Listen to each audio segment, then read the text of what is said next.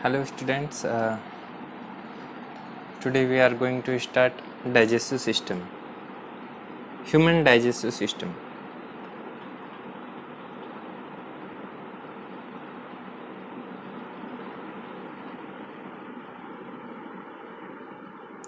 मानव का पाचन तंत्र। देखिए, ह्यूमन फिजियोलॉजी से क्वेश्चंस तो ज़्यादा नहीं आते नीट में, लेकिन ये मान के चलो कि सारे सिस्टम्स जो ह्यूमन फिजियोलॉजी 11th क्लास का लास्ट यूनिट है उसमें जहाँ तक 9 या 10 चैप्टर्स हैं, टोटल 10 चैप्टर्स, तो अप्रॉक्स 10 to 12 क्वेश्चंस तो आते ही हैं। मतलब हर एक चैप्टर से कम एक क्वेश्चन आएगा। ठीक है, देखो डाइजेस्टिव सिस्टम से एक क्वेश्चन आएगा, ज़्यादा क्वेश्चंस आते हैं नर्वस सिस्टम से और एंडोक्राइन सिस्टम से। ओके, सर्कुलेटरी सिस्टम से भी क्वेश्चन आते हैं, लेकिन उनसे ज़्यादा क्वेश्चंस आते हैं। बाकी इधर डाइजेस्टिव सिस्टम हो गया, एक्सचेंज ऑफ गैसेस, इन सभी से एक क्वेश्चंस तो लगभग आते हैं। तो एक क्वेश्चन के लिए पढ़ना ज़रूरी है, क्योंकि सिलेक्शन एक क्वेश्चन पे डिपेंड करता है। ओके, चलो आज ह्यूमन डाइजेस्टिव सिस्टम स्टार्ट करते हैं। डाइजेस्टिव सिस्टम का मतलब क्या होता है? हमारे बॉडी में एक ऐसा ऑर्गन सिस्टम है, ऑर्गन सिस्टम, सिस्टम का मतलब तंत्र, पाचन तंत्र। ठीक है ना, तंत्र का मतलब बहुत सारे ऑर्गन्स एक साथ मिल के काम करते हैं और फाइनली कुछ काम होता है। जैसे कि हम भोजन करते हैं, फूड लेते हैं, फूड इंजेस्ट करते हैं, उसके बाद उसको डाइजेस्ट करते हैं, डाइजेस्ट करने के बाद एब्जॉर्ब करते हैं, और जो बचा कुचा फूड है, मतलब जो अनडाइजेस्टेड फूड है, उसको हम इजेक्ट कर देते हैं। ओके, बहिर्क्षेपण करते हैं, जिसको हम इजेशन भी बोल सकते हैं। इंजेशन का मतलब खाना, और बहिर्क्षेपण मतलब जब उसको हम फिकल मैटर के रूप में बाहर निकालते हैं तो उसको इजेशन बोला जाता है। ठीक है ना, जो एब्जॉर्ब फूड है उसको हमारे ब्लड में एब्जॉर्ब किया जाता है, एब्जॉर्ब करने के बाद सेल्स उसका यूज़ करती हैं, उसको एसिमिलेशन, ये सब मैं चीज़ आगे बताऊंगा तुम लोग को।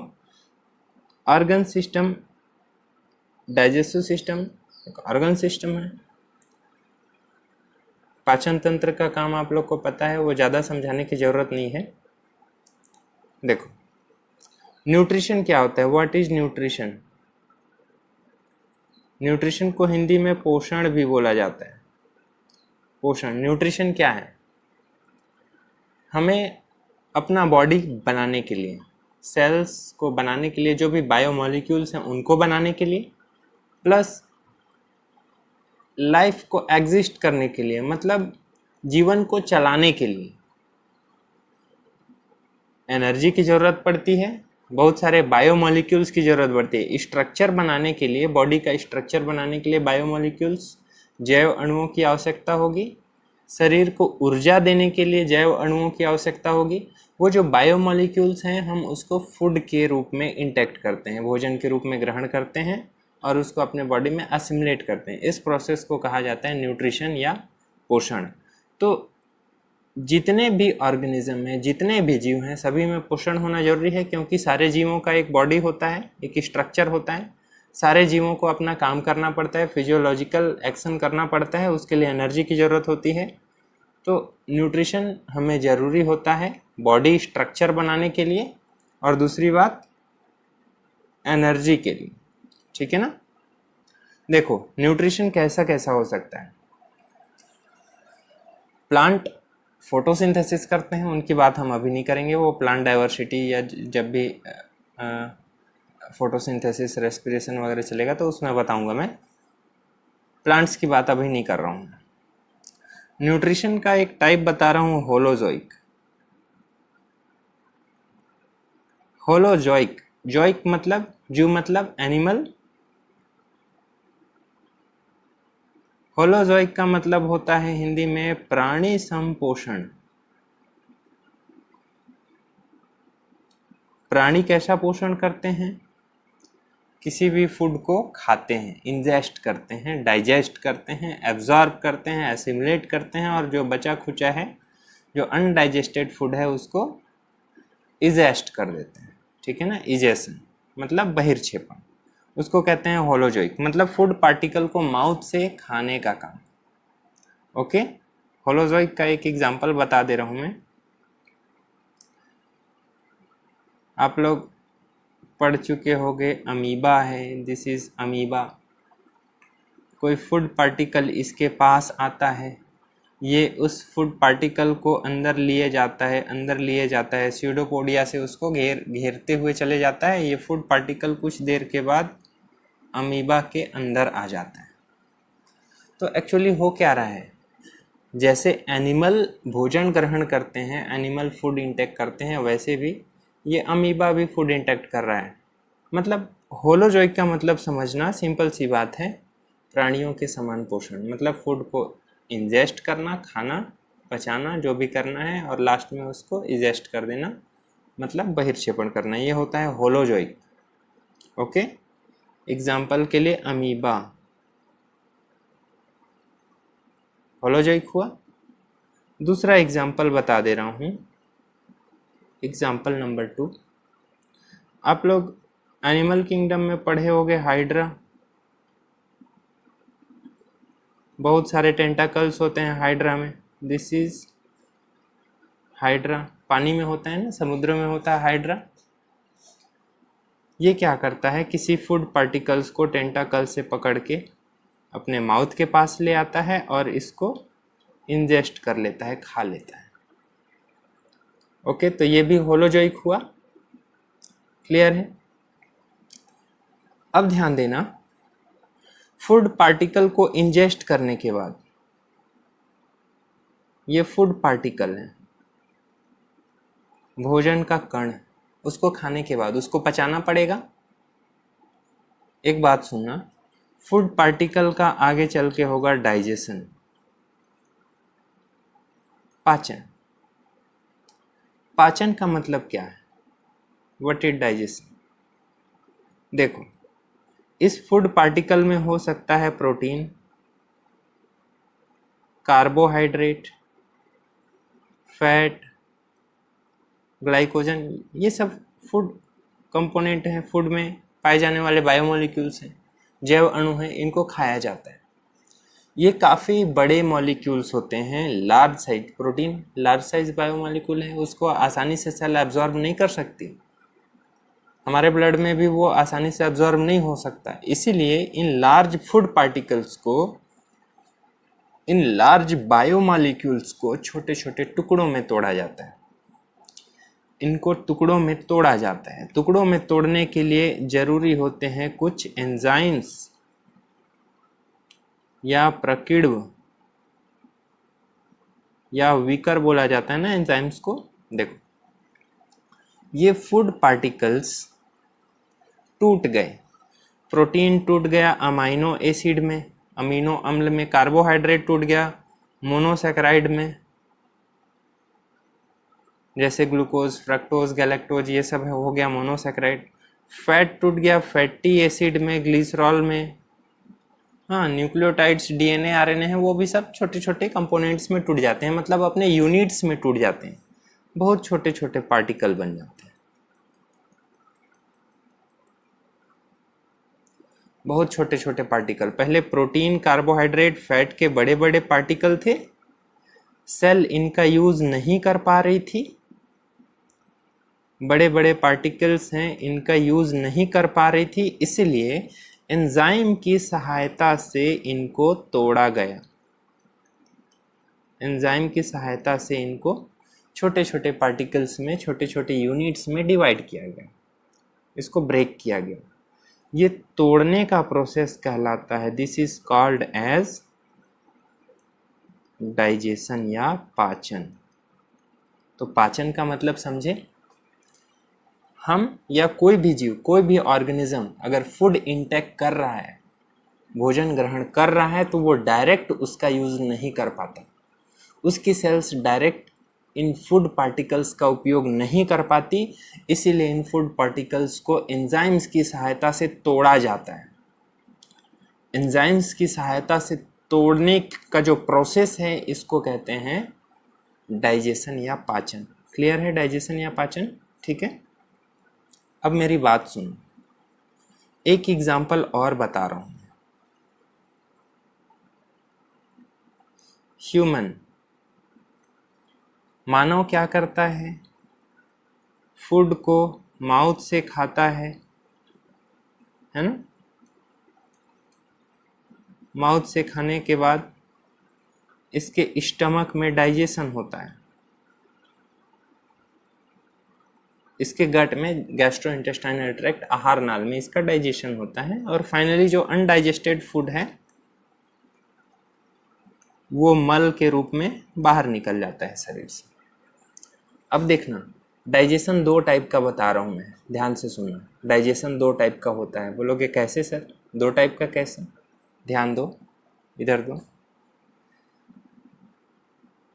हमारे डाइजेस्टिव ट्रैक्ट में बहुत सारी सेल्स हैं। हमारा जो आहार नाल है वो एक पाइप है, बीच में खोखला है और आजू बाजू पाइप है, मतलब सेल्स हैं। आसपास में ये देखो पूरी सेल्स हैं, मतलब हमारा डाइजेस्टिव ट्रैक्ट है वो पूरा का पूरा खोखला है। अंदर में होलो ट्यूब है, यहाँ से लेकर माउथ से लेके एनस तक पूरा होलो ट्यूब है, खोखला खोखली नली है, ठीक है ना, पूरा होलो ट्यूब है।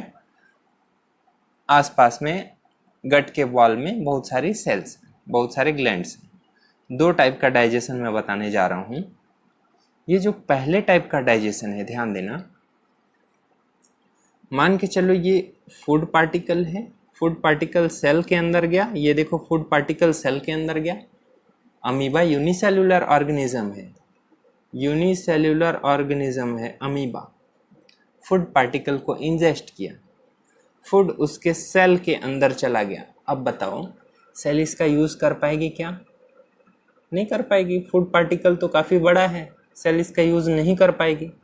इसीलिए अमीबा करती क्या है, एंजाइम्स के हेल्प से, इसके पास बहुत सारे एंजाइम्स हैं सेल के अंदर, इस फूड पार्टिकल को तोड़ देती है। ये देखो फूड पार्टिकल छोटे छोटे टुकड़ों में टूट गया, फूड पार्टिकल छोटे छोटे टुकड़ों में टूट गया। इस प्रोसेस को हम कहते हैं डाइजेशन। अमीबा में डाइजेशन कहाँ हो रहा है? सेल के अंदर। सेल के अंदर डाइजेशन हो रहा है। डाइजेशन होने के बाद अब ये जो डाइजेस्टेड फूड है इसका ये सेल यूज़ कर लेगी, उपयोग कर लेगी। क्लियर है? तो जो यूनिसेल्युलर ऑर्गेनिज्म है उनमें डाइजेशन सेल के अंदर होता है। क्लियर? मल्टी सेल्युलर ऑर्गेनिज्म, जैसे हम अपनी बात कर रहे हैं, कोई फूड पार्टिकल है, माउथ से हमने खाया, वो जीआईटी में गया, आहार नाल में गया। ये देखो बड़ा बड़ा फूड पार्टिकल। हमारी सेल्स करती क्या है, ध्यान देना, हमारी सेल्स बहुत सारे एंजाइम को सीक्रेट करती हैं, बहुत सारे एंजाइम्स को डाल रही हैं। बताओ फूड पार्टिकल सेल के अंदर गया क्या? नहीं गया। फूड पार्टिकल तो अंदर ल्यूमेन में है, जो खोखली गुहा है आहार नाल में, उसमें भरा पड़ा है फूड। सेल के अंदर नहीं है, सेल के बाहर है, ल्यूमेन में है। सेल बहुत सारे एंजाइम सीक्रेट करती हैं हमारे आहार नाल की गुहा में, आहार नाल के ल्यूमेन में, ठीक है ना। गट ल्यूमेन में बहुत सारे एंजाइम सीक्रेट करती हैं। ये एंजाइम्स ल्यूमेन में इस फूड पार्टिकल को तोड़ देती हैं। कहाँ तोड़ी? सेल के अंदर तोड़ी क्या? नहीं, सेल के बाहर ल्यूमेन में। इस टाइप के डाइजेशन को हम कहते हैं एक्स्ट्रा, मतलब बाहर। किसके बाहर? सेल के अंदर नहीं है, सेल के बाहर है, तो एक्स्ट्रा सेल्यूलर डाइजेशन। बाह्य कोशिकीय पाचन, ये जो पाचन का टाइप है यह है बाह्य कोशिकीय पाचन। जबकि अमीबा में जो डाइजेशन हो रहा है यह है इंट्रासेल्युलर डाइजेशन।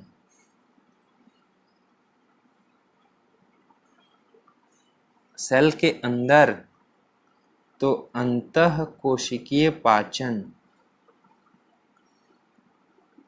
अंतः कोशिकी को अंतरा भी बोल सकते हो, अंतरा कोशिकी पाचन। क्लियर है? तो डाइजेशन दो टाइप का होता है, intracellular digestion and extra cellular digestion. Intracellular कहाँ होगा?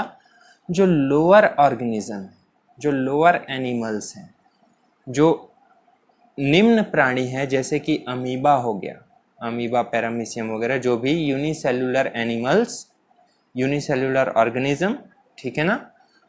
और जैसे जैसे आगे डेवलपमेंट होता गया वैसे वैसे इंट्रासेल्युलर डाइजेशन खत्म होता गया और फाइनली आ गया एक्स्ट्रा सेल्युलर डाइजेशन। देखो अमीबा प्रोटोजोअन है तो सारे प्रोटोजोआ में इंट्रासेल्युलर डाइजेशन होगा। ओके, प्रोटोजोआ का जब इवोल्यूशन हुआ, विकास हुआ, तो पोरीफेरा बना।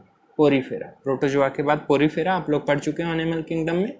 तो पोरीफेरा भी सेलुलर एग्रीगेट्स ही तो है, कोशिकाओं का समूह ही तो है। तो पोरीफेरा में भी इंट्रासेल्युलर डाइजेशन होता है, थोड़ा बहुत एक्स्ट्रा सेल्युलर भी हो सकता है। पोरीफेरा के बाद ये एग्जाम्पल दिया हूं मैं सिलेंट्रेटा का, हाइड्रा, ठीक है ना, हाइड्रा। तो हाइड्रा में एक गुहा होती है, ल्यूमेन होती है, यहाँ भी डाइजेशन होता है, या तो फिर सेल के अंदर भी डाइजेशन हो सकता है, दोनों जगह डाइजेशन होता है।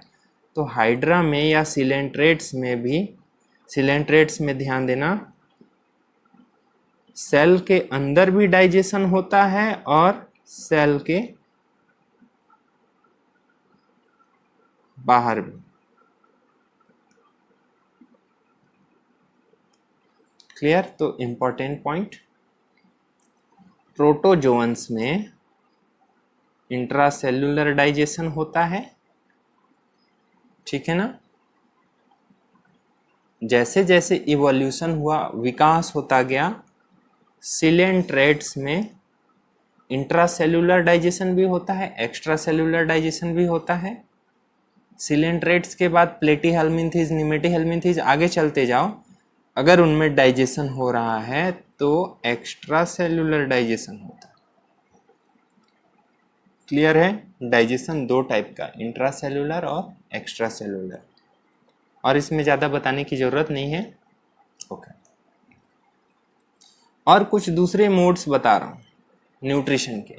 ये तो मैंने बताया प्राणी संपोषण, मतलब जैसे एनिमल्स पोषण ग्रहण करते हैं, एनिमल्स में न्यूट्रिशन कैसे होता है, एनिमल लाइक, मतलब खाना, पचाना और निकाल देना। क्लियर है? अब दूसरे टाइप का मैं न्यूट्रिशन बता रहा हूँ आपको, सैप्रोफाइटिक।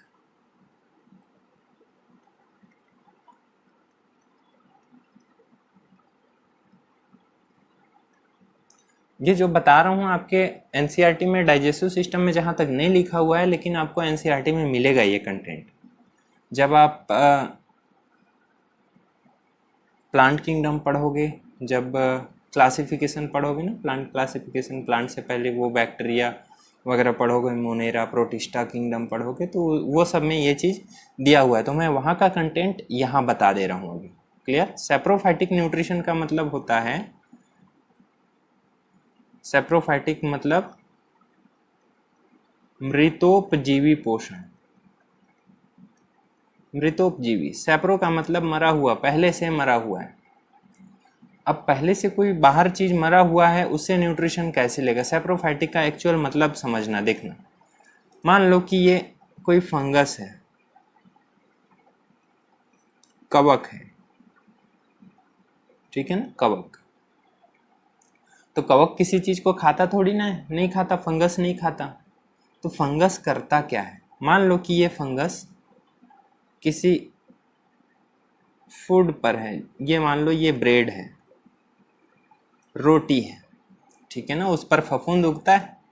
कैसे उगेगा? फफूंद उग रहा है, इसका मतलब ये है कि वो ब्रेड से न्यूट्रिशन एब्जॉर्ब किया है, न्यूट्रिशन लिया, तभी तो उग रहा है उस पर। अब कवक ब्रेड को खाता तो नहीं है, उसके पास माउथ नहीं है, उसके सेल के ऊपर में सेल वाल है, कहाँ से खाएगा? सेल के अंदर भी छोटा सा पार्टिकल भी नहीं जा सकता उसमें। कवक करता क्या है, ध्यान से सुनना। फंगस क्या करता है? फंगस सबसे पहले एंजाइम को सीक्रेट करता है बाहर।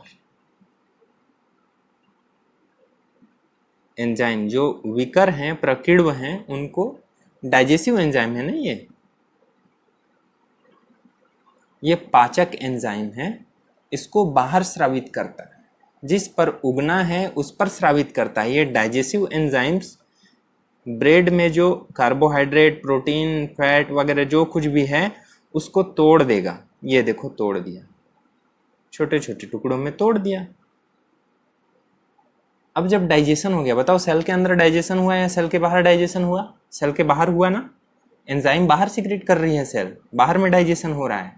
बाहर में जब डाइजेशन हो गया तो डाइजेशन होने के बाद अब फूड मटेरियल को ये सेल एब्जॉर्ब कर लेती है, ठीक है ना, एब्जॉर्ब कर ली। देखो बाहर में कोई मरा हुआ पदार्थ पड़ा हुआ था, उसका डाइजेशन एक्स्ट्रा सेलुलरली हुआ, सेल के बाहर डाइजेशन हुआ और बाद में उसको एब्जॉर्ब कर ले। तो सड़े गले पदार्थों पर इस तरह का nutrition, extra cellular nutrition, extra cellular digestion जैसे कि फंगस में होता है, इस तरह के न्यूट्रिशन को मृतोपजीवी पोषण या सैप्रोफाइटिक न्यूट्रिशन बोला जाता है। ओके,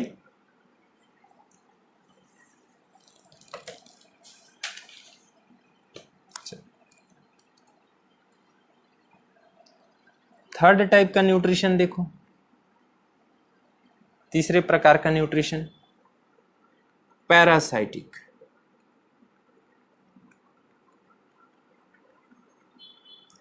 पैरासाइटिक या परजीवी प्रकार का पोषण। परजीवी का मतलब समझते हो? जो दूसरे जीवों पर आश्रित है, जो खुद डाइजेस्ट नहीं कर सकता, जो खुद डाइजेस्ट नहीं कर सकता। अरे खुद डाइजेस्ट कर लेता तो दूसरों पर आश्रित क्यों होता? भले सैप्रोफाइटिक हो जाता, सड़े गले पदार्थों पर उग जाता, लेकिन इनमें डाइजेशन करने की कैपेसिटी है ही नहीं। इनके पास डाइजेसिव ऑर्गन नहीं है, पाचन करने के अंग ही नहीं है। पाचन करने के जब अंग नहीं है तो एंजाइम्स कहाँ से होंगे, ठीक है ना। तो इनके पास ना तो डाइजेसिव ऑर्गन है और ना ही इनके पास डाइजेसिव एंजाइम्स है। देखो, दे हैव नो डाइजेसिव ऑर्गन, पाचन के अंग नहीं है, इनके पास पाचन के जो विकर हैं या एंजाइम्स हैं वो नहीं है। There are no any digestive enzymes. तो ये करेंगे क्या? पचे पचाए मतलब पचे हुए डाइजेस्टेड फूड को एब्जॉर्ब करेंगे। डाइजेशन कौन किया? ये किए क्या? नहीं, कोई दूसरा ऑर्गेनिज्म जिन पर ये आश्रित होंगे, जिन पर डिपेंडेंट होंगे, उनसे ये न्यूट्रिशन लेंगे।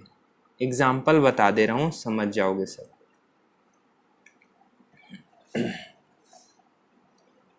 टीनिया जानते हो?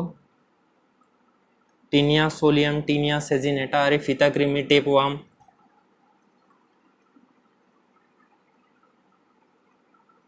फिताक्रीमी, टेपवार्म कहाँ पाया जाता है? जीआईटी में, आहार नाल में पाया जाता है। हमारे आहार नाल में नहीं है, लेकिन कभी कभी हो जाता है, इन्फेस्टेशंस होते हैं ना, किसी को कृमि की बीमारी हो जाती है। तो ये टेपवार्म करता क्या है? हम जो फूड खाए हैं उसको खुद से डाइजेस्ट नहीं कर सकता, बिल्कुल नहीं कर सकता। तो हम अपने आहार नाल में जो डाइजेशन किए हैं, जो डाइजेस्टेड फूड है, उसको ये डायरेक्ट एब्जॉर्ब कर लेते हैं। मतलब ये डाइजेशन नहीं करते, दूसरे के द्वारा डाइजेस्टेड फूड है उसको एब्जॉर्ब कर रहे हैं, ठीक है ना। इस तरह के न्यूट्रिशन को पैरासाइटिक न्यूट्रिशन कहते हैं। और एग्जांपल बताऊं पैरासाइटिक न्यूट्रिशन का? एस्केरिस। एस्केरिस भी तो एंडोपैरासाइट्स, अंदर में पैरासाइट पाया जाता है ना, आंतों में पाया जाता है एस्केरिस, डिसीज होता है एस्केरियासिस, ठीक है ना। तो एस्केरिस भी तो यही काम करता है, वो खुद डाइजेशन नहीं करता, हमारे आहार नाल में जो डाइजेस्टेड फूड है उसको एब्जॉर्ब कर लेता। मतलब एस्केरिस में डाइजेशन नहीं होता, वो सिर्फ एब्जॉर्प्शन करता है, हमारे पर, हम पर पैरासाइट है। क्लियर? तो पैरासाइटिक न्यूट्रिशन मोड समझ में आ गया। नेक्स्ट मोड है सिम्बायोटिक।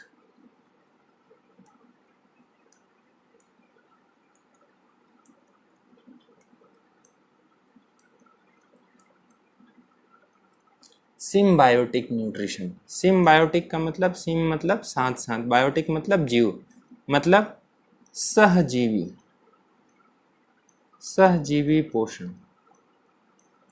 हमारे बॉडी में सहजीवी मतलब जो जीव है वो हमारे लिए भी जरूरी है और हम भी उसके लिए जरूरी हैं, दोनों साथ साथ जीवित हैं, इसको कहते हैं सिम्बायोटिक। आप लोग जब पढ़ोगे मोनेरा किंगडम, प्रोटिस्टा किंगडम, तो इसको बहुत अच्छे से पढ़ोगे, इकोलॉजी पढ़ोगे तो भी बहुत अच्छे से पढ़ोगे। मैं सिर्फ यहाँ पर ह्यूमन के रिलेशन में एग्जांपल बता देता हूँ। ह्यूमन के कॉलोन में,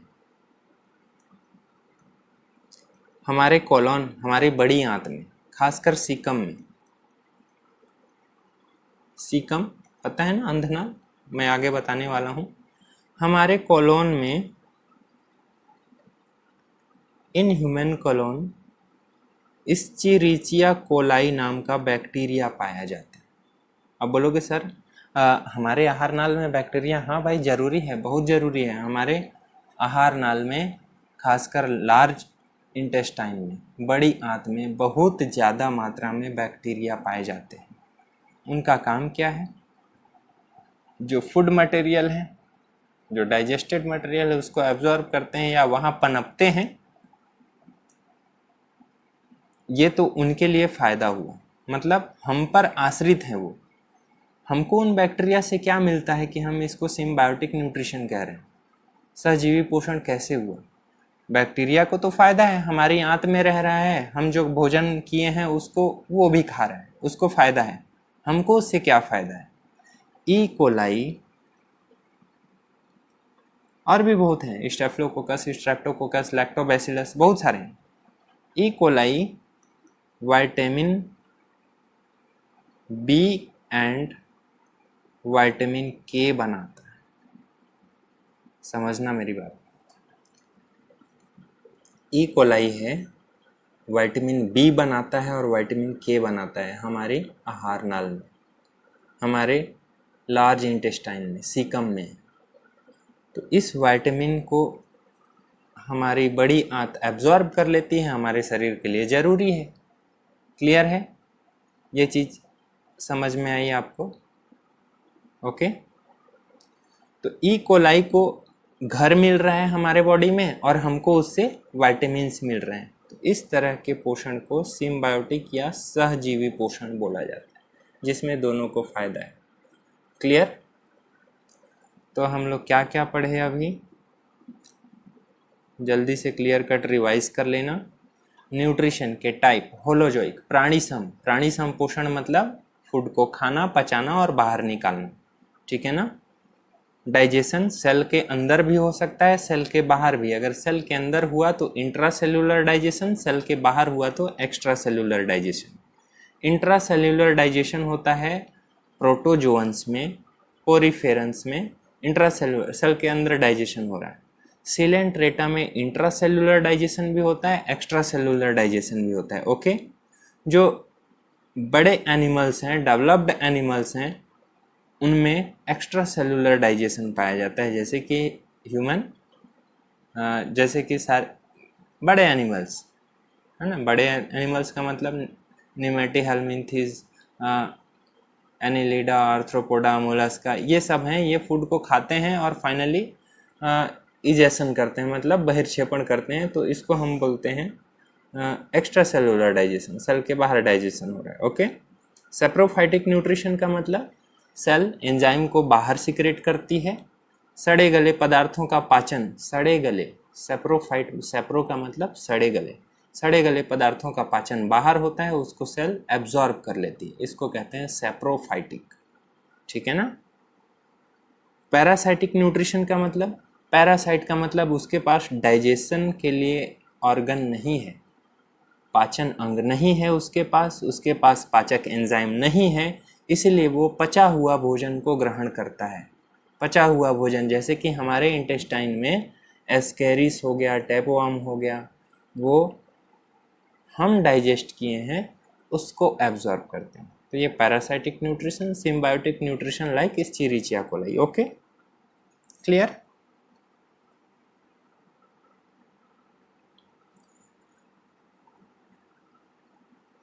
देखो, होलोजोइक न्यूट्रिशन में क्या होता है, मतलब प्राणियों में पोषण कैसा होता है। प्राणी संपोषण कैसा होता है? प्राणी कैसे न्यूट्रिशन करते हैं, कैसे पोषण लेते हैं? सबसे पहले वो किसी चीज को खाते हैं, माउथ से लेते हैं, तो उसको हम कहते हैं इंजेशन। इंजेशन मतलब हिंदी में इसको कह सकते हो अंतर्ग्रहण। भोजन को अंदर लेते हैं, वो जीआईटी में पहुंच गया, गट या आहार नाल। आहार नाल में उसका होता है पाचन या डाइजेशन। Digestion clear? डाइजेशन से स्मॉल मॉलिक्यूल्स बनते हैं, उसको ब्लड में एब्जॉर्ब किया जाता है। ब्लड में लेंगे तभी तो सारे सेल्स में जाएंगे बॉडी के पास, सेल्स अपना स्ट्रक्चर बनाएंगे। न्यूट्रिशन स्ट्रक्चर बनाने के लिए जरूरी है, एनर्जी के लिए जरूरी है, सिंपल सी बात मैं बता चुका हूँ। तो डाइजेशन करने के बाद जो डाइजेस्टेड फूड मटेरियल हैं, जो यूनिट्स हैं, फूड के यूनिट्स, जैसे प्रोटीन का यूनिट अमाइनो एसिड, सबसे छोटा पार्टिकल अमाइनो एसिड प्रोटीन का, कार्बोहाइड्रेट का मोनोसेक्राइड्स, ग्लूकोज, फ्रक्टोज वगैरह हो गए, ठीक है ना। न्यूक्लिक एसिड, डीएनए आरएनए के छोटे छोटे पार्ट हो सकता है, फॉस्फेट हो सकता है, राइबोज शुगर हो, डीऑक्सी राइबोज शुगर हो, या फिर नाइट्रोजन बेस हो, वो सबसे छोटे पार्टिकल्स हैं, सबसे छोटे मॉलिक्यूल्स हैं। मतलब डाइजेशन में तोड़कर सबसे छोटे मॉलिक्यूल्स को बना दिया गया। अब उन छोटे मॉलिक्यूल्स को हमारे स्मॉल इंटेस्टाइन की सेल्स एब्जॉर्ब करती हैं और उसको ब्लड में मिक्स कर देती हैं, ठीक है ना। एब्जॉर्ब करना, आहार नाल से जो फूड मटेरियल हैं उसको ब्लड में मिक्स करना, ब्लड में डिस्ट्रीब्यूट करना कहलाता है एब्जॉर्प्शन या अवशोषण। 3 चरण हो गए न्यूट्रिशन के, चौथा बता रहा हूं, देखो ध्यान देना। अब ब्लड में चला गया, ब्लड हमारे पूरे शरीर में जा रहा है। ब्लड सबसे पहले लीवर में आ रहा है, यहाँ पर लीवर में कलेजे में आ रहा है, उसके बाद वहाँ से पूरी बॉडी में जा रहा है, बॉडी की सेल्स को जा रहा है। सेल्स उस न्यूट्रिशन का यूज़ करेगी। अगर सेल को लगेगा कि मुझे ग्लूकोज चाहिए तो वो ब्लड से ग्लूकोज को ले लेगी। ग्लूकोज आया कहाँ से? कार्बोहाइड्रेट हमने खाया, कार्बोहाइड्रेट स्टार्च हमने खाया, मान लो स्टार्च या सेल्यूलोज जो भी है, स्टार्च हमने खाया। स्टार्च में हजारों लाखों ग्लूकोज हैं, स्टार्च को डायरेक्ट ब्लड में नहीं मिलाया जा सकता। स्टार्च को हमने खाया, स्टार्च का डाइजेशन हुआ हमारे आहार नाल में, डाइजेशन के बाद बहुत सारे ग्लूकोज मॉलिक्यूल बने, मतलब डाइजेशन कंप्लीट ग्लूकोज मॉलिक्यूल बनने तक। अब ग्लूकोज मॉलिक्यूल को ब्लड में मिक्स किया गया, ब्लड में मिक्स किया गया मतलब एब्जॉर्प्शन हो गया और ब्लड हमारे बॉडी में चला गया। जब ग्लूकोज हमारे बॉडी की सेल्स में अंदर चली जाएगी, सेल उसका यूज करना स्टार्ट कर देगी। ग्लूकोज का यूज एनर्जी के लिए करती है सेल, वैसी अमाइनो एसिड का यूज स्ट्रक्चर, प्रोटीन, हमारे मसल्स को बनाने के लिए, सेल के स्ट्रक्चर को बनाने के लिए अमाइनो एसिड का यूज करती है। सेल यूज करना स्टार्ट कर दी। ध्यान देना, सेल अगर इन मॉलिक्यूल्स का यूज कर रही है, उपयोग कर रही है, तो उसको हम कहते हैं एसिमिलेशन या स्वांगीकरण। स्व का मतलब खुद, अपना, हमारे सेल्स, अंगीकरण का मतलब जोड़ना, स्वांगीकरण, ठीक है ना। सेल्स यूज कर रही हैं मॉलिक्यूल्स का, बायोमॉलिक्यूल्स का, तो वो स्वांगीकरण होगा। अगला पॉइंट, हमने जो खाया, डाइजेशन, एब्जॉर्प्शन हो गया, ठीक है ना, वो ब्लड में चला गया, ब्लड में आगे स्वांगीकरण हो गया। जो फूड मटेरियल डाइजेस्ट नहीं हुआ वो अंदर में पड़ा रहता है क्या? नहीं, उसको बाहर निकालना जरूरी है। तो अनडाइजेस्टेड फूड मटेरियल को मल के रूप में, फिसेस के रूप में बाहर निकालना, उसको हम कहते हैं इजेशन। इनजेशन का मतलब खाना, इजेशन का मतलब बाहर निकालना, उल्टी करना नहीं होता, फिसेस, ठीक है ना, मल त्यागना। इजेशन का मतलब बहिर्क्षेपण। क्लियर है? तो ये न्यूट्रिशन के 5 चरण हैं, न्यूट्रिशन के 5 steps: ingestion, digestion, absorption, assimilation और इजेशन। क्लियर? ये 5 स्टेप्स आपको पता होना चाहिए। ओके, अब हम बात करते हैं ह्यूमन डाइजेस्टिव सिस्टम की।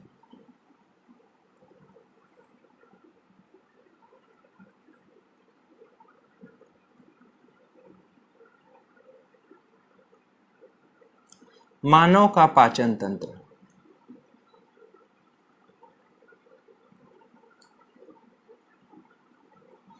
ये तो आप लोग 6वीं 7वीं 8वीं क्लास से ही पढ़ते आए हो, ह्यूमन डाइजेस्टिव सिस्टम आपके एनसीईआरटी में ज़्यादा नहीं दिया है।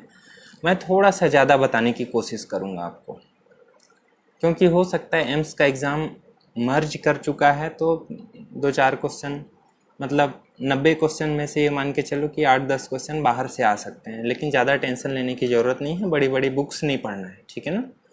जो एनसीईआरटी है उतना ही सफिशियंट है। ह्यूमन डाइजेस्टिव सिस्टम, पाचन तंत्र। तंत्र का मतलब बहुत सारे ऑर्गन्स का ग्रुप है। खाना खाने से लेकर निकालने तक जो भी ऑर्गन्स आते हैं, जो भी ऑर्गन्स हेल्प करते हैं, न्यूट्रिशन में जो भी ऑर्गन हेल्प करते हैं, पोषण में जो भी ऑर्गन हेल्प करते हैं, वो पाचन तंत्र के अंतर्गत आते हैं। ये बताओ लिप डाइजेस्टिव सिस्टम में आएगा या नहीं आएगा? देखो, जब हम खाना खाते हैं तो ये होठ है, खाना को बाहर आने से रोकते हैं। मतलब बोल सकते हैं कि डाइजेस्टिव सिस्टम फूड से रिलेटेड है, न्यूट्रिशन से रिलेटेड है, तो लिप भी जरूर डाइजेस्टिव सिस्टम के अंतर्गत आएगा। लिप एक डाइजेस्टिव सिस्टम का पार्ट है। टीथ, दांत, भाई दांत से तो चबाते हैं, वो तो डाइजेस्टिव सिस्टम का पार्ट होगा ही, चाहे बोलो या ना बोलो। टंग जरूर होगा, टेस्ट लेने का काम। किसी भी चीज़ को थोड़ी ना खा लोगे, जो अच्छा टेस्ट होगा उसी को तो खाओगे, न्यूट्रिशन से रिलेटेड है। बाकी आगे बहुत सारे ऑर्गन्स हैं, वो मैं एक एक करके आप लोग को बता रहा हूँ। अब देखना, इधर ध्यान देना थोड़ा, मैं डायग्राम बना रहा हूँ।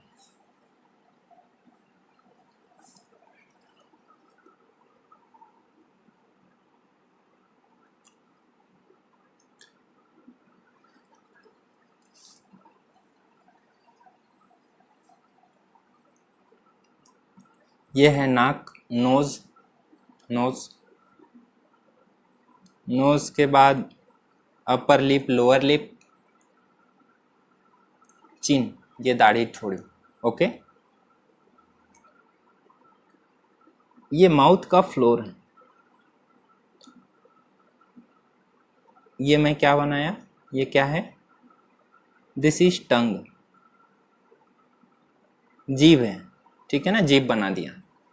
आसपास में दांत है, ये देखो दांत है, ऊपर नीचे दांत है, ठीक। अच्छा, जीभ के ऊपर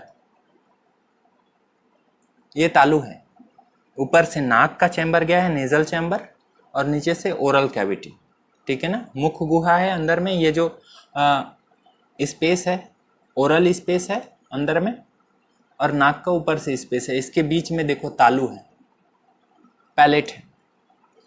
तो नाक का एक अलग से लाइनिंग बना रहा हूं मैं, ये देखो। नोज मान लो ये पीछे गया है, तो ये वाला जो स्ट्रक्चर बना रहा हूं मैं, ये क्या है, ये क्या है जो माउथ और नोज को अलग करती है, ये स्ट्रक्चर क्या है, ये है पैलेट, तालू, ठीक है ना। सामने की तरफ हार्ड होता है, पीछे की तरफ सॉफ्ट होता है। तो पीछे की तरफ सॉफ्ट है तो मैं उसको रेड कलर से बना दे रहा हूँ। और ये कभी मुंह खोल के देखोगे तो पीछे की तरफ लटकता हुआ, तालू से लटकता हुआ यूवुला होता है, यूवुला, ओके। घंटी जिसको बोलते हैं, लटकता रहता है इसीलिए घंटी बोल देते हैं उसको, क्लियर। ये इधर हेड है, इसका आँख है यहाँ, ठीक है। देखो,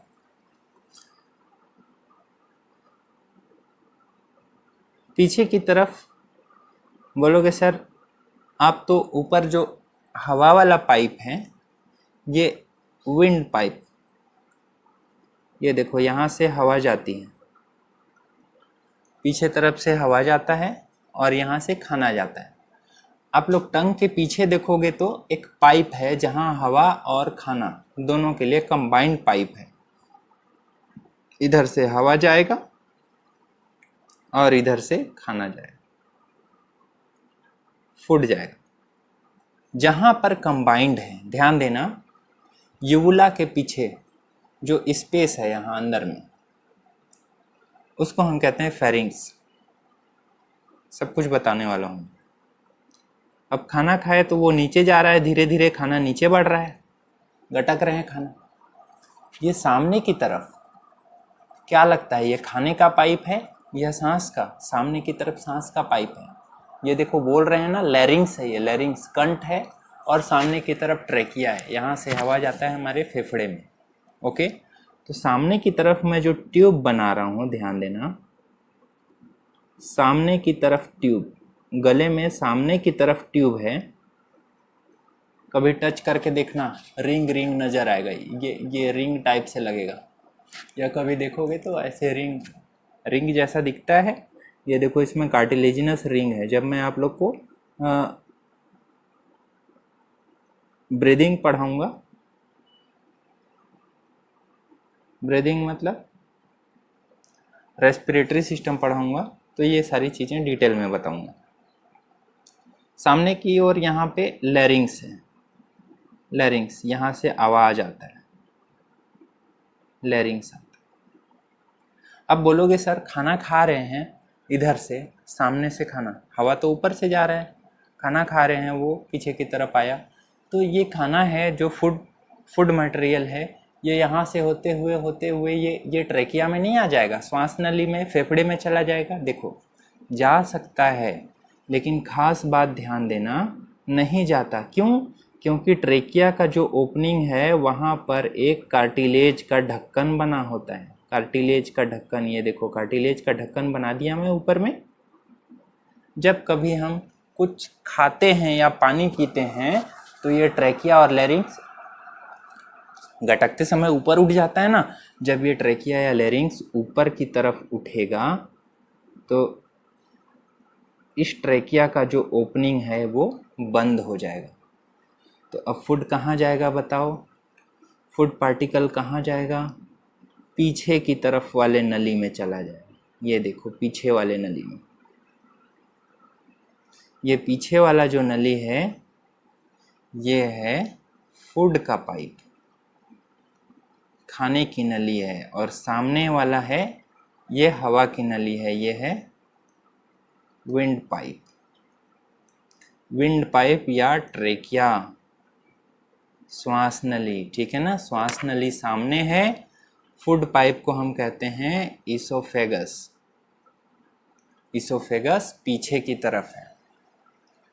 हम जब खाना खाते हैं तो वो डायरेक्ट नीचे चला जाता है किसी पाइप में, प्लास्टिक का पाइप है, एकदम झिल्ली वाला पाइप है, ऊपर से पानी डालो या कुछ डालो तो नीचे चला जाता है ना, बिल्कुल चला जाता है।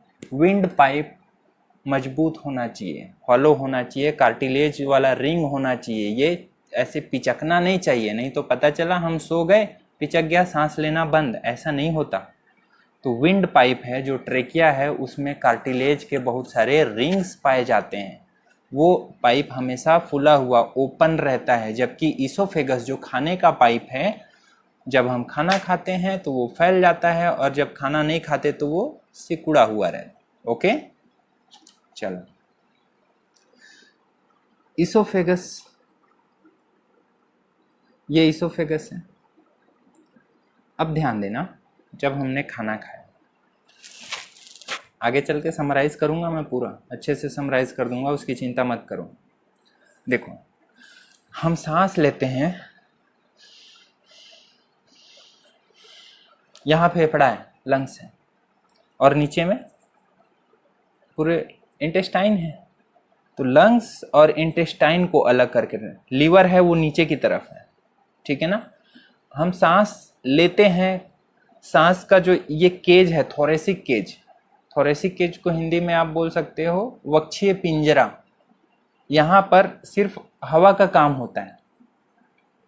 नीचे की तरफ डायफ्राम है, लंग्स के जस्ट नीचे डायफ्राम। डायफ्राम जब ऊपर नीचे होता है तो हम सांस लेते हैं, छोड़ते हैं। ओके, डायफ्राम के नीचे में राइट साइड में लीवर है, लेफ्ट साइड में स्टमक है। डायफ्राम के नीचे में स्टमक है, ध्यान देना, डायफ्राम के नीचे लेफ्ट साइड में स्टमक है और राइट साइड में लीवर है, और इधर नीचे जाएंगे तो इंटेस्टाइन है, स्मॉल इंटेस्टाइन से। क्लियर? ध्यान देना, मैं डायफ्राम बना रहा हूं यहां पर।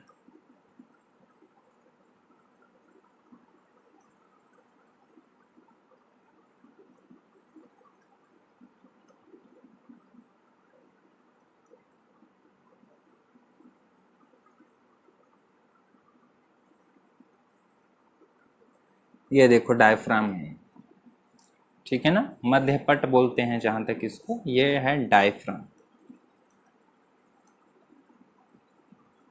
डायफ्राम, इस डायफ्राम के नीचे में इसोफेगस अब चला जाता है स्टमक में, स्टमक या अमाशय में। स्टमक का शेप है जे आकृति का लग रहा है, देखो जे जैसा दिख रहा है, लेफ्ट साइड में है, यह है लेफ्ट साइड और यह है राइट साइड। सामने आदमी खड़ा है वो उसका राइट होगा, ये लेफ्ट होगा। ओके, यह है स्टमक।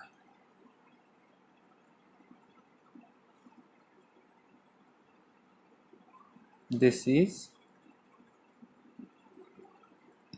स्टमक या अमाशय। ओके, खाना अमाशय में चला गया। स्टमक के बाद स्टार्ट होता है स्मॉल इंटेस्टाइन। स्मॉल इंटेस्टाइन सी शेप का बनाया हूँ, ये छोटा सा पार्ट लगभग 20 से 25 सेंटीमीटर का, ये पहला पार्ट इंटेस्टाइन का डिओडिनम कहलाता है। इसके बाद वाला जो पार्ट है काफी लंबा होता है और लंबा होता है। इसके बाद वाला पार्ट काफी लंबा होता है। ये देखो,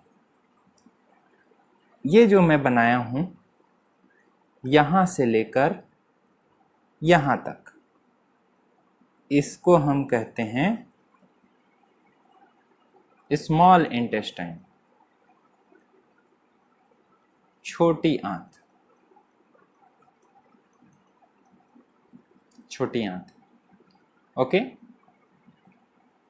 अब छोटी आंत में काफी लंबा होता है। लंबा क्यों है? आपको पता है फूड का डाइजेशन करना है, पाचन करना है, तो पाचन के लिए थोड़ा टाइम लगेगा ना। इतना सारा खाना खा रहे हैं, उसको तोड़ना, केमिकल रिएक्शन होगा एंजाइम्स के साथ और वो टूटेगा छोटे छोटे पार्टिकल में। तो इतना आसान नहीं है, मिल जैसा नहीं है कि डालो गेहूं डालो आटा बन के निकल जाएगा, ऐसा नहीं है।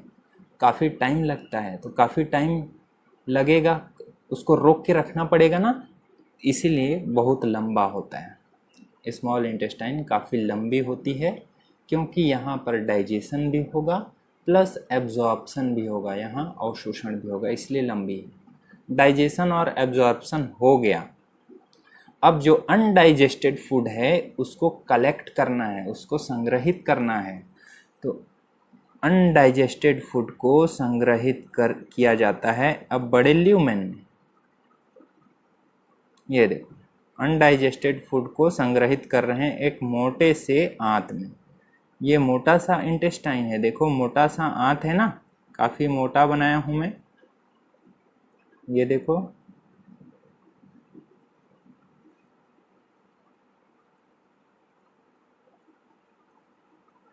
काफ़ी मोटा बनाया हूँ।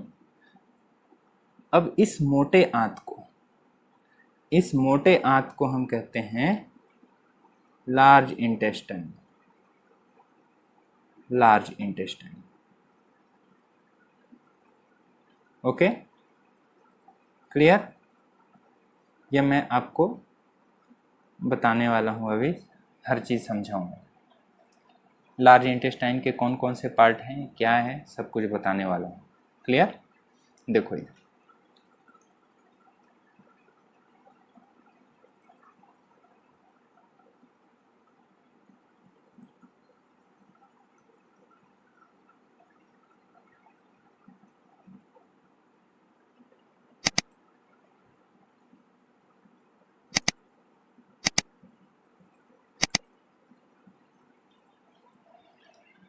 इधर ध्यान दो,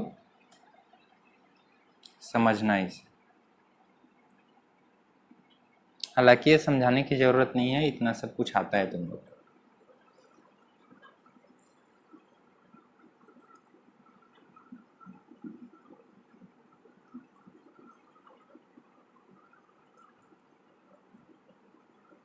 देखो,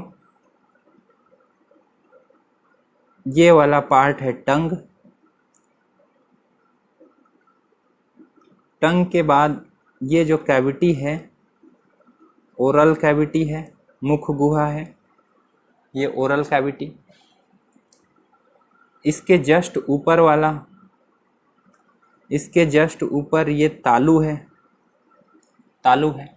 सामने की तरफ हार्ड होता है, पीछे की तरफ सॉफ्ट होता है। तो तालू के दो पार्ट होते हैं, सामने की तरफ hard palate, palatine bone, palatine हड्डी होता है, उससे बना होता है, और पीछे की तरफ कोई हड्डी नहीं है। ओके, पीछे की तरफ सॉफ्ट पैलेट। इसके ऊपर में ये नेजल चैम्बर है, ये देखो नेजल चैम्बर, नेजल चैम्बर। इसके पीछे ये वाला पार्ट, ये वाला पार्ट जो कॉमन पैसेज है, कॉमन पैसेज, इसको हम कहते हैं फेरिंग्स।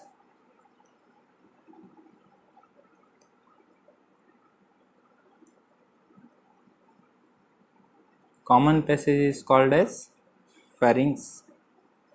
This is pharynx.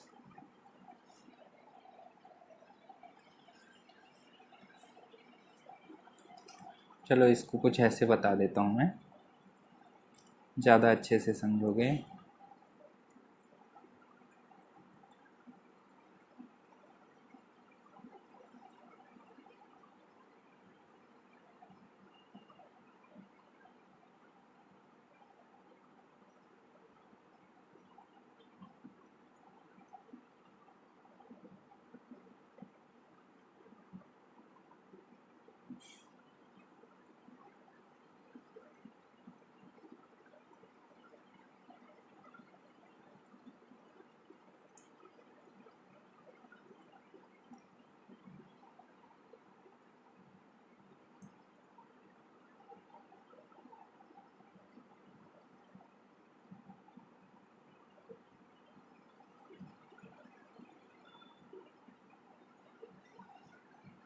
ये देखो,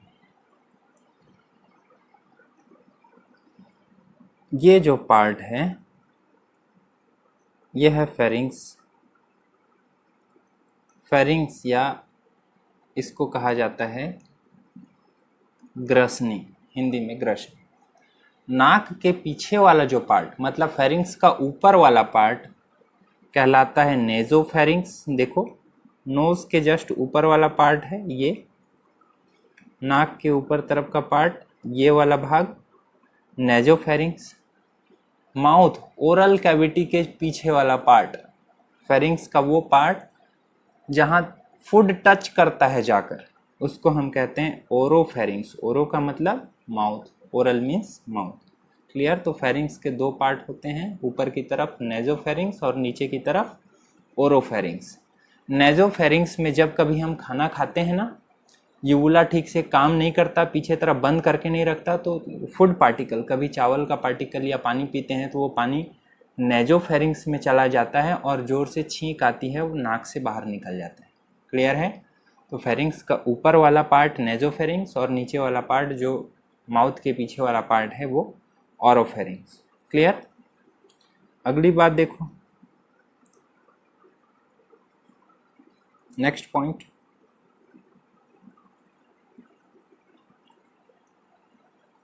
सामने की तरफ है ट्रेकिया। दिस इज सामने की तरफ ट्रेकिया। ट्रेकिया का जो ओपनिंग है, ट्रेकिया का जो ओपनिंग है, जो खुला है, खुला पाइप है, जो ओपनिंग है, द्वार है, उसको हम कहते हैं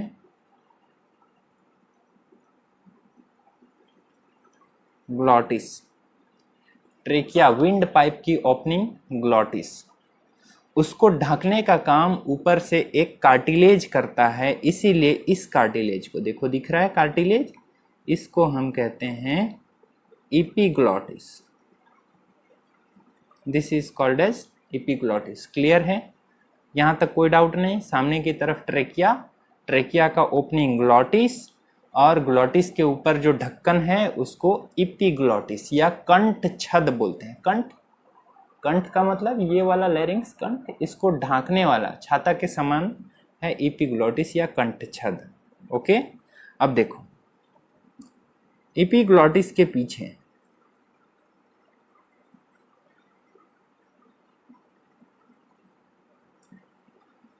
एपिग्लॉटिस के पीछे वाला पार्ट, ये हमने फूड खाया, फूड मटेरियल आ गया ओरोफेरिंग्स में, ओरोफेरिंग्स में ये पीछे की तरफ है इसोफेगस। इसोफेगस या ग्रास नली। क्लियर है?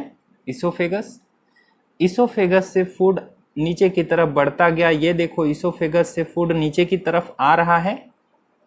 यहाँ पर आसपास में लंग्स हैं, फेफड़े हैं। ये देखो फेफड़े, ये फेफड़े। जो थोरेसिक कैविटी है, वक्षीय गुहा है, वो उदर गुहा से डायफ्राम के द्वारा अलग रहती है। ये देखो ये वाला पार्ट, ये जो दिख रहा है डायग्राम में, ये है डायफ्राम। ठीक है ना? इसोफेगस डायफ्राम को छेद करते हुए डायफ्राम के नीचे पहुंच गई। ये देखो इसोफेगस डायफ्राम को छेद करते हुए डायफ्राम के नीचे पहुंच गई। क्लियर है? डायफ्राम के नीचे पहुंच गई और वो चली गई स्टमक में। अब ध्यान से सुनना मेरी बात।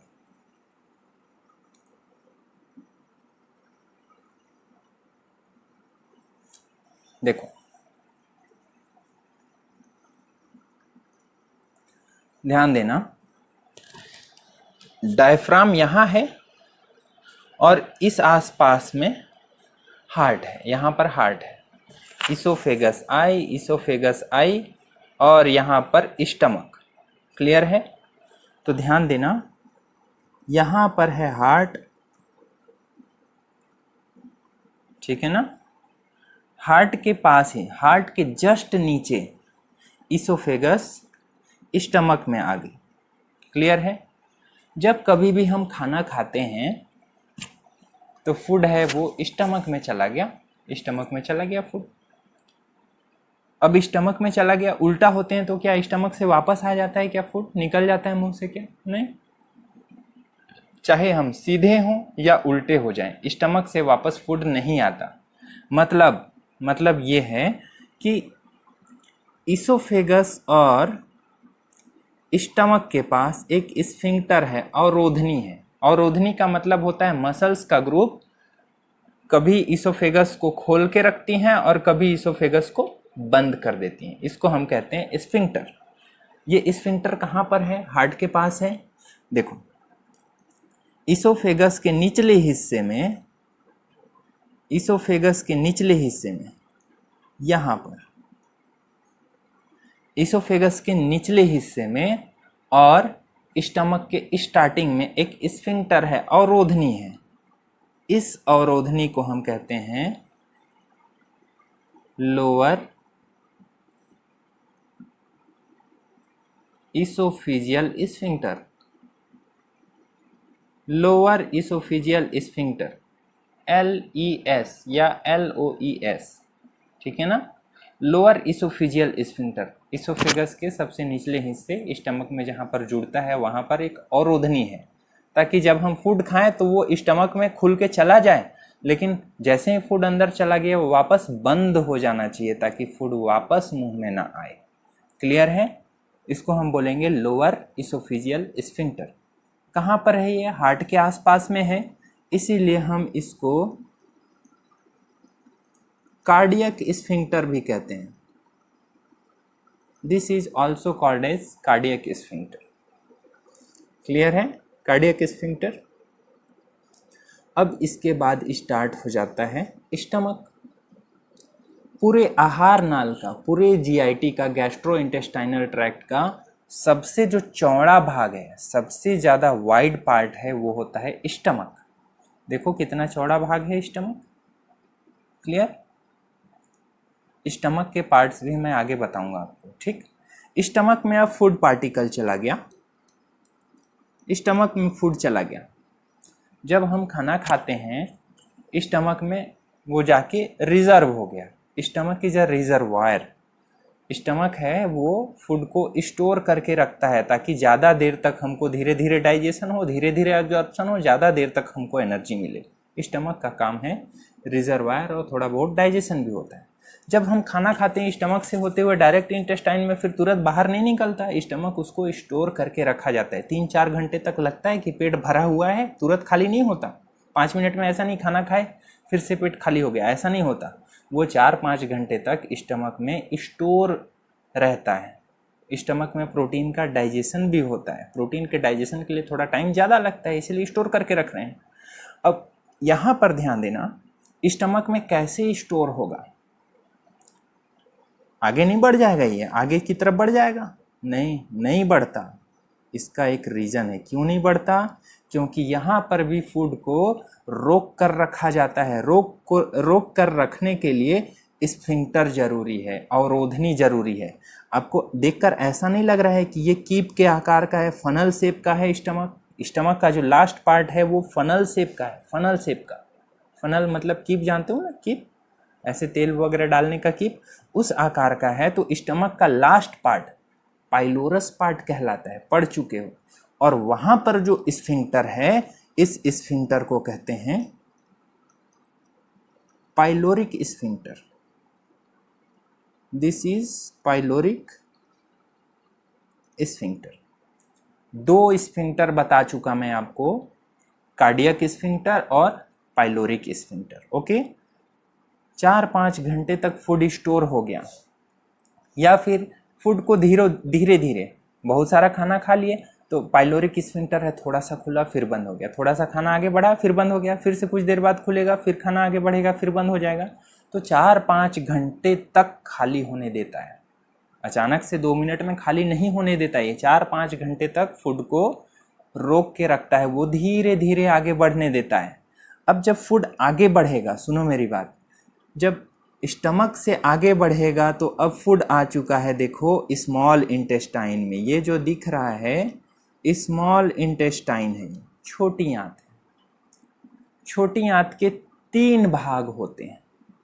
सबसे पहला भाग जो सी आकृति का दिख रहा है, इसको कहते हैं डिओडिनम या ग्रहणी। इसके बाद वाला जो पार्ट होता है उसको कहते हैं जेजुनम, ये देखो जेजुनम। इसके बाद वाला पार्ट जो लंबा है उसको हम कहते हैं इलियम। तो 3 पार्ट होते हैं स्मॉल इंटेस्टाइन के, डिओडिनम, जेजुनम और इलियम। अब स्मॉल इंटेस्टाइन में डाइजेशन हो गया, एब्जॉर्प्शन हो गया, अब फूड को आगे बढ़ाओ भाई, कलेक्ट करके उसको बाहर निकालना है। तो ध्यान दो, ये देखो इलियम में फूड धीरे धीरे आगे की ओर बढ़ रहा है, इलियम में फूड आगे की ओर धीरे धीरे बढ़ रहा है। इलियम का काम है फूड का डाइजेशन करना और एब्जॉर्प्शन करना। इलियम में जो भी फूड गया है वो डायरेक्ट जल्दी से वो बिना डाइजेशन एब्जॉर्प्शन के कोलोन में नहीं जाना चाहिए, कंट्रोल्ड होना चाहिए। कब हम स्मॉल इंटेस्टाइन से फूड पार्टिकल को लार्ज इंटेस्टाइन में ले जाएं, कब ना ले जाएं, ये सब डिसाइडेड होता है, ठीक है ना। अचानक से नहीं चला जाता। यहाँ पर भी एक वाल्व पाया जाता है, स्मॉल इंटेस्टाइन या इलियम ही तो लास्ट पार्ट है स्मॉल इंटेस्टाइन का। तो इलियम और लार्ज इंटेस्टाइन के बीच में भी एक वाल्व पाया जाता है, यहाँ पर वाल्व पाया जाता है। देखो, लार्ज इंटेस्टाइन का ये जो फूला हुआ पार्ट है इसको कहते हैं सीकम, इसको बोला जाता है सीकम। तो ये वाल्व किसके किसके बीच है, इलियम और सीकम के बीच में, इसीलिए इस वाल्व को कहते हैं इलियोसिकल वाल्व। क्लियर है, हो गया इलियोसिकल वाल्व। अब देखो, जो अनडाइजेस्टेड फूड है वो लार्ज इंटेस्टाइन में धीरे धीरे आगे की ओर बढ़ता जाता है, लार्ज इंटेस्टाइन में आगे की ओर बढ़ता जाता है। ये लार्ज इंटेस्टाइन में आगे चलता गया और स्टोर हो गया रेक्टम। अनडाइजेस्टेड फूड रेक्टम में स्टोर हो गया, मलाशय। रेक्टम को हिंदी में कहा जाता है मलाशय, जहाँ पर मल इकट्ठा होता है, फिसेस इकट्ठा होता है, वो है रेक्टम। इकट्ठा क्यों हो रहा है, क्योंकि इसको रोक कर रखा जा रहा है। रोक के रखने का काम करता है एनल स्फिंक्टर। ये है एनल स्फिंक्टर। या फिर गुदा अवरोधनी, ये तभी खुलेगा जब आप चाहो। क्लियर है? जब रेक्टम भर जाएगा, जब आप पॉटी के लिए जाओगे तब वो खुलेगा। तो एनल स्फिंक्टर भी दो होते हैं, एक अंदर की तरफ, एक बाहर की ओर, internal anal sphincter and external anal sphincter. Okay, तो मैं आप लोग को एक्चुअली ये बताने वाला था। यहाँ पर कुछ इंपॉर्टेंट पॉइंट्स समराइज कर देता हूँ एक बार। ओके,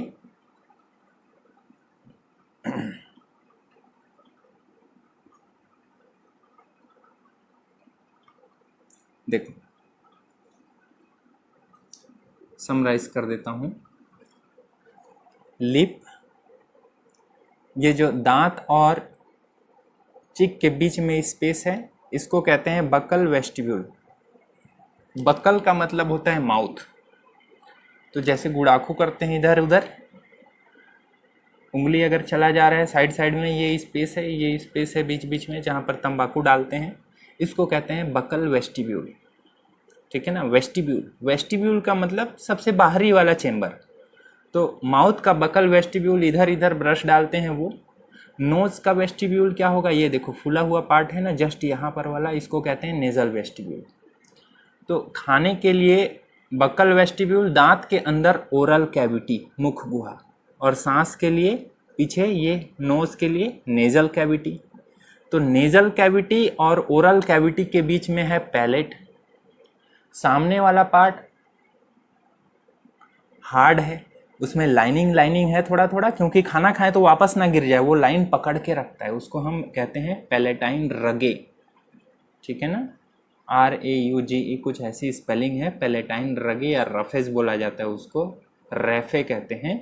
वो खाना को वापस गिरने से बचाता है, वो सब मैं बताऊंगा आपको आगे। पैलेट है सामने की तरफ हार्ड पैलेट, पीछे की तरफ सॉफ्ट पैलेट। सॉफ्ट पैलेट का पिछला हिस्सा जो छोटा सा लटकता रहता है उसको हम कहते हैं घंटी या यूवुला। उसके पीछे कभी आईना में देखना तो हवा का और खाने का दोनों एक पाइप नज़र आता है, उसको हम कहते हैं फेरिंग्स। उसका ऊपर वाला पार्ट जो हवा के कांटेक्ट में रहता है, फूड के कांटेक्ट में नहीं आता, उसको कहते हैं नेजोफेरिंग्स। नीचे वाला पार्ट जहाँ पर फूड का कांटेक्ट होता है, फूड टच करता है पीछे की तरफ, जीभ के पीछे वाला पार्ट, उसको कहते हैं हम ओरोफेरिंग्स या मुख ग्रसनी। ठीक है ना? ऊपर नासा ग्रसनी और नीचे मुख ग्रसनी, नेजोफेरिंग्स, ओरोफेरिंग्स, और बीच में होता है यूवुला। क्लियर? अब फेरिंग्स फूड के लिए और एयर के लिए, दोनों के लिए कॉमन चेम्बर हुआ। अब कॉमन चेम्बर है तो वहाँ पर हवा और फूड दोनों जा रहा है। उसके जस्ट नीचे जाओ तो ट्रेकिया सामने की तरफ और पीछे की तरफ इसोफेगस। फूड है, खाते समय ट्रेकिया में ना चला जाए, इसीलिए ट्रेकिया का जो ओपनिंग है ग्लॉटिस, उसके ऊपर एक कार्टिलिजिनस ढक्कन होता है जिसको हम कहते हैं एपिग्लॉटिस।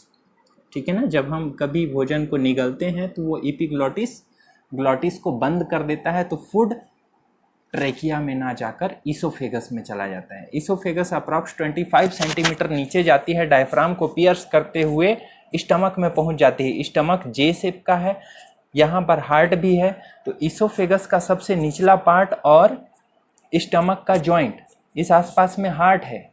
तो लोअर इसोफिजियल, जो इसोफेगस का सबसे निचला भाग है, वहाँ पर स्फिंक्टर है, उसको हम बोलेंगे लोअर इसोफिजियल स्फिंक्टर या तो कार्डियक स्फिंक्टर।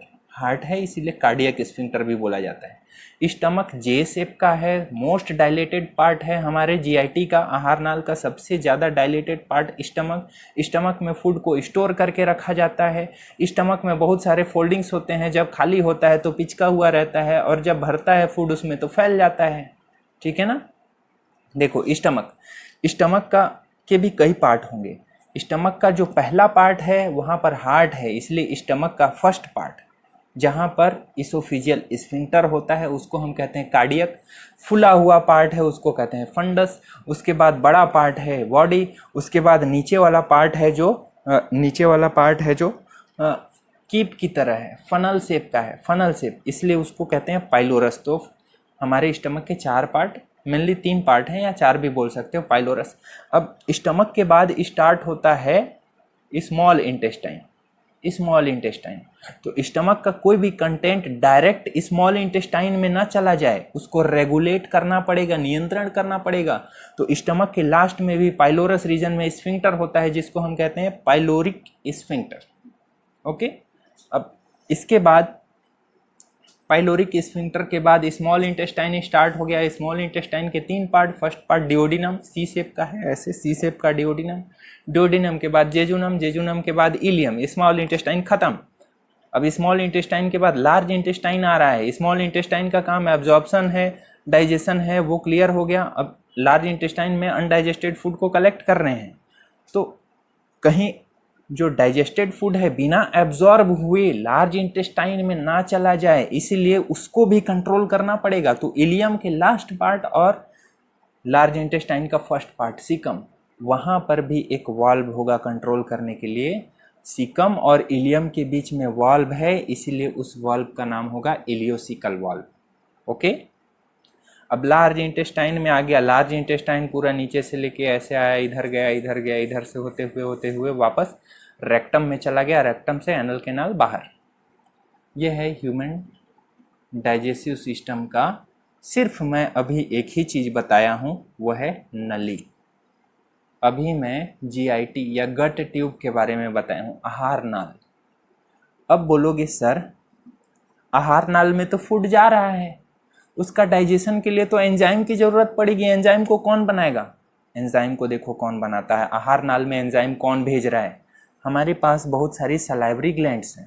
पैरोटिड ग्लैंड है, सबमैंडिबुलर सबलिंगुअल ग्लैंड है, सलाइवरी ग्लैंड, वो सलाइवा को सिक्रेट करेंगी माउथ में। ओके, डाइजेशन होगा। स्टमक में भी बहुत सारे ग्लैंड्स हैं, लीवर है, पैंक्रियाज है, और बहुत सारे ग्लैंड्स हैं। तो डाइजेशन के लिए एंजाइम्स दे रहे हैं ग्लैंड्स, और डाइजेशन के लिए जगह प्रोवाइड कर रहा है वो ट्यूब। तो डाइजेस्टिव सिस्टम इक्वल टू क्या बोल सकते हो? Digestive system equal to, digestive system में क्या क्या होता है? गट होता है, या जीआईटी बोल सकते हो। जीआईटी का फुल फॉर्म होता है गैस्ट्रो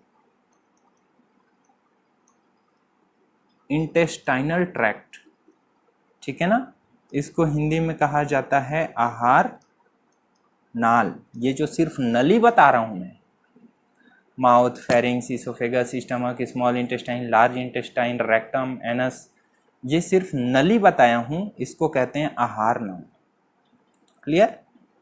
इस आहार नाल में डाइजेशन हो रहा है और वहां से एब्जॉर्ब होगा। ये आहार नाल तो सिर्फ एक ल्यूमेन बना रही है, स्पेस बना रही है। इसमें डाइजेशन के लिए एंजाइम्स डालने का काम करते हैं डाइजेस्टिव ग्लैंड्स या पाचक ग्रंथियां। देखो, पाचन का काम सलाइवा करता है, लार करता है। हमारे स्टमक में कभी कभी खट्टा डकार आता है, उल्टी होता है, कितना खट्टा लगता है ना। हमारे स्टमक में बहुत सारे एंजाइम्स हैं, एसिड हैं, तो वो भी कहीं से आते होंगे, किसी ग्लैंड से सिक्रेट होते होंगे। कभी कभी उल्टी होता है तो हरा हरा पीला पीला निकलता है, बाइल, पित्त जिसको कहते हैं, उसको सिक्रेट किया है लीवर ने। उससे आगे बढ़ोगे तो पैंक्रियाज का भी सिक्रेशन आता है, स्मॉल इंटेस्टाइन का भी सिक्रेशन आता है। तो बहुत सारे ग्लैंड्स हैं जो डाइजेशन में हेल्प करते हैं। क्लियर है? ये सारी चीज़ें अपन को पढ़ना है। अभी ओवरव्यू इतना ही ह्यूमन डाइजेस्टिव सिस्टम में। तुम्हारे एनसीईआरटी में जो डायग्राम दिया है उसको अच्छे से देखना, ठीक है ना। Okay, all the best.